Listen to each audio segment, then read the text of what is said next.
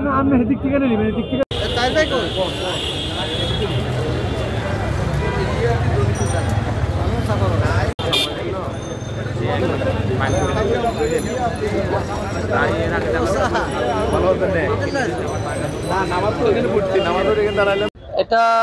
একটা বিশৃঙ্খলা সৃষ্টি করার জন্য একটা কুচক্রী মহল তাদের যে অসৎ উদ্দেশ্য হাসিল করার জন্য তারা এই অসৎ উদ্দেশ্যটি বেছে নিয়েছে। তা আমরা রাজনৈতিকভাবে বলেন, আমরা সাধারণ মুসল্লিরা এই জিনিসটা সুন্দরভাবে প্রতিহত করার জন্য প্রস্তুত আছি। ফেনী বড় মসজিদটি একটি ধর্মীয় প্রতিষ্ঠান, মুসলমানদের, ফেনী জেলার মুসলমানদের জন্য এরপরে আর কোনো বড় মসজিদ নেই। এখানে আমি আসরের নামাজ আদায় করলাম, আদায় করার পরে মসজিদে ইমাম সাহেব বলল, ইমাম সাহেব রেস্টে ছিল কিবা কারা ধর্মীয় এই প্রতিষ্ঠানটিকে উস্কানিমূলকভাবে, ষড়যন্ত্রমূলকভাবে এই জয় বাংলা আওয়ামী লীগ আবার ফিরে আসবে এই লেখাটা লিখলো। মসজিদের ইমাম সাহেবও জানে না। আমাদের প্রশ্ন হলো, সাধারণ মুসল্লি হিসাবে কম্পিউটার নিজে থেকে কিছু করতে পারে না, কোনো অপারেটর ছাড়া এই লেখাটা লিখতে পারে না। এখানে কি মসজিদ কমিটি নিয়ে কোনো ষড়যন্ত্র না, এখানে মসজিদ কমিটিতে যারা আছে তাদের মাধ্যমে লেখাটি হাঁটছে। এখানে কোনো হ্যাং হওয়ার কোনো বিষয় না। এলইডি যে বিষয়গুলো, এগুলো হলো এখানে যদি কম্পিউটারে লেখা হয় ডিসপ্লেতে ফুটে আসে।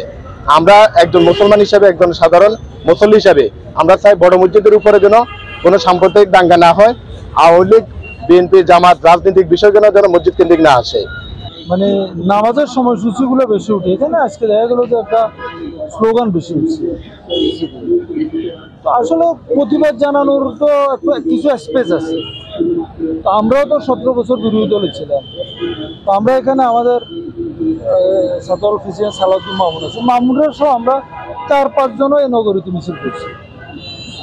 তো এটা প্রতিবাদ জানালে আমি এখানে 17 বছর আওয়ামী লীগের নেতৃত্ব দিয়েছি। আওয়ামী লীগের এমপি ছিল, আওয়ামী লীগের উপজেলা চেয়ারম্যান ছিল, মেয়র ছিল, কাউন্সিলর ছিল। তো ওদের বুঝি মানে 5টা লোক কি প্রতিবাদ জানাবার পাশে মসজিদের স্ক্রিনটা তারা, মানে মানুষের প্রতিবাদের পর্যায়েও তারা এত নিচে হয়ে গেছে। একটা মসজিদের স্ক্রিন তো প্রতিবাদ জানাবার পাশে হইতে পারে না। তো এইটা দিয়ে আপনি বিবেচনা করতে পারেন যে আওয়ামী লীগকে রাজনীতি করার সম্পূর্ণ যোগ্যতা পর্যন্ত সে হারাই ফেলছে। এখন এই যে মনে করেন তাদের প্রতিবাদ জানানোর যে পন্থাগুলো যারা বের করে নিতেছে, এটাতে তো সাধারণ জনগণ ক্ষতিগ্রস্ত হচ্ছে। এটা মসজিদের, আজকে আমরা দেখলাম মসজিদের একজন অপারেটরকে ধরে নিয়ে গেছে পুলিশ। তো এটা পরে দেখা যাবে ইমাম মুয়াজ্জিমকে পুলিশ ধরে নিয়ে গেছে। তারা তো এগুলো আসলে ওই আগেরটাই, তারা যে মসজিদগুলো বন্ধ করতে চেয়েছিল, ওয়াজগুলো বন্ধ করছিল, বড় বড় আলমদেরকে তারা আটকিয়ে ফেলছিল, ঠিক একই ফর্মুলাতে তারা আসছে। এবার এগুলো করে মসজিদকে দিকে মানুষের দৃষ্টি ফিরাবে, এটা হবে না। এই দেশের মানুষ এত বোকা না। তাদের টাকার পাহারার দায়িত্ব তারা নিয়ে এই সমস্ত, এটা একটা সফটওয়্যারের চেঞ্জ যে কেউ করতে পারে। কমিটি নিয়ে কোনো দ্বন্দ্ব আছে? কমিটি তো এখানে নাই আসলে। মসজিদ কমিটি তো ওরা তো মানে বাংলাদেশে প্রথম মানে মসজিদ কমিটি পালাইছে, ইমাম পালাইছে, খাদেম পালাইছে, পুরোহিত পালাইছে, এরা তো সব চলে গেছে। কিন্তু আমাদের ডিসি সাহেব এখানে এই কমিটি, এখানে আমি শুনতেছি, আমরা তো আর জানি না, এখানে না কমিটি টেক ওভার হ্যান্ড ওভারের যে বিষয়টা আছে এটা নাকি ডিসি মহোদয় সাহেব এটাকে নাকি ঝুলিয়ে দিচ্ছে। এটার সাথে এটা সম্পর্ক আছে বলে আমার মনে হয় না। কিন্তু ওরা যদি থাকতো, একটা নতুন কমিটি যদি এখানে ফর্ম হইতো, তাহলে তো মানুষ জবাব দিয়ে একটা সুযোগ পাইতো যে আপনারা মসজিদে আছেন, আপনাদের মসজিদে এরকম হয়েছে। তো ডিসি তো এই জবাব দিতে তো সুযোগটা দিল না।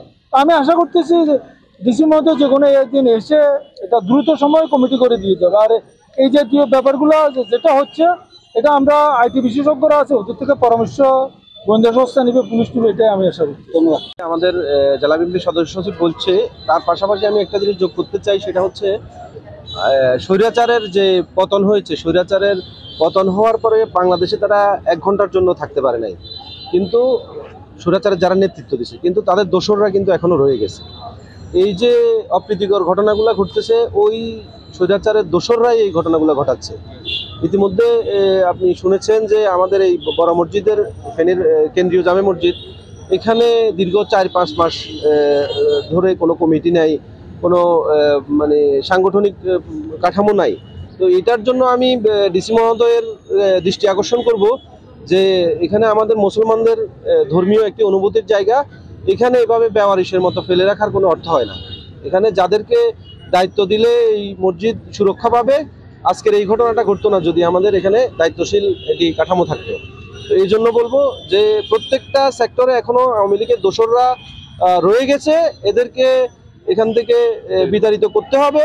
আমরা সাধারণ মানুষ এবং মুসলমান সহ জাতীয়তাবাদী দলের সকল নেতৃবৃন্দর কাছে আমি উদাত্ত আহ্বান জানাবো এই দোষরদেরকে এখান থেকে বিতাড়িত করার জন্য সবাই সচেতন থাকবেন এবং কাজ করবেন, এই আশাবাদ ব্যক্ত করছি। পরম মসজিদের সামনে অনেক লোকজনের ভিড় দেখে তারপর সংবাদ পাই যে এখানে কিছু একটা ঘটেছে। তা আমাদের পুলিশ ওইখানে চলে যায়, পুলিশের টহল পাঠায়। এরপর ঘটনা শুনি যে ওইখানে নাকি ওই বিল বোর্ডে যেটা আছে ওইখানে যেটা নিয়ম মাফিক লেখা ওঠার কথা ওইখানে ওটা না লিখে অন্য বাক্য উঠছে।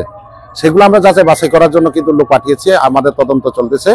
আর এখানে আমরা চাই যে মূলত শান্তি শৃঙ্খলা, এবং যদি কারো কোনো উদ্দেশ্য প্রণীত কোনো খারাপ উদ্দেশ্য থাকে তারা অবশ্যই কোনো কিছু আইনের আওতায় আসবে, যাতে আমাদের সামাজিক এবং ধর্মীয় শৃঙ্খলা এবং শান্তিটা বিনষ্ট না হয়।